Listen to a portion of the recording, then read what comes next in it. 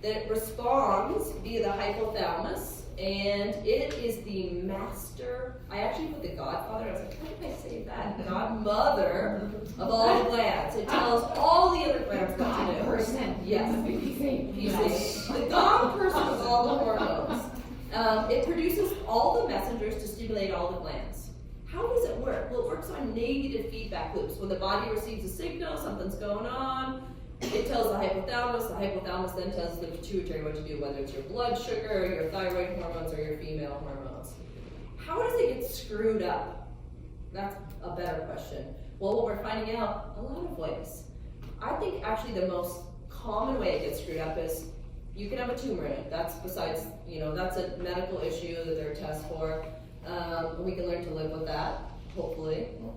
The other way is concussions or head injury. I am seeing so many people with hypothalamic pituitary gland dysfunction. So that means the communication between the two doesn't work. And I think concussions have a lot to do with that. And now that we're more concussion aware as a society, I see people that have multiple glandular issues. They have a thyroid issue, they might be going through menopause, but let's say they're perimenopausal or having normal periods, but they have severe PMS, they have headaches, they're lactating, like all these weird things, and it really comes down to the pituitary gland. The hard part is treatment, honestly. So you clean up the lifestyle, you clean up all of that kind of thing, and you hope it gets better. There are supplements that I use, but really it's about testing and treating each glandular system. That's how we deal with the pituitary. If you make all your other glands healthy, the feedback that comes back to the hypothalamus and the pituitary gland is good. So then the brain is happy.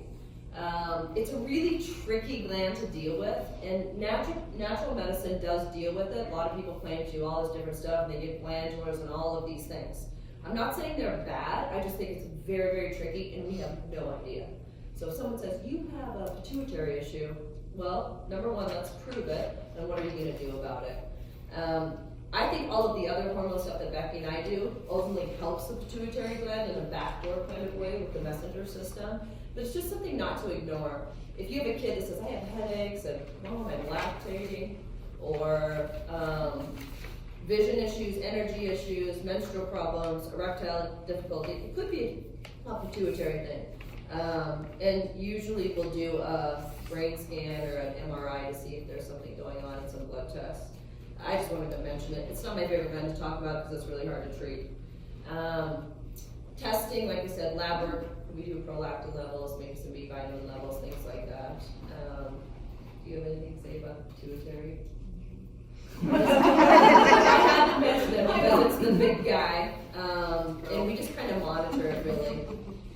There is one condition, hemochromatosis, that can affect the pituitary gland, and it's just something for y'all to be aware of, because I've diagnosed like 3 cases in the last 3 months. It's an iron storage disease. So it's the opposite of anemia.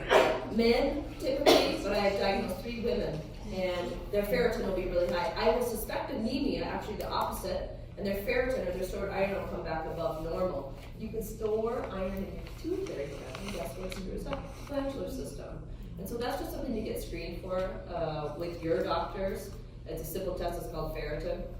Very easy to do. And all the men that you're all associated with should be tested for it. Super easy to treat, you just give blood. Simple.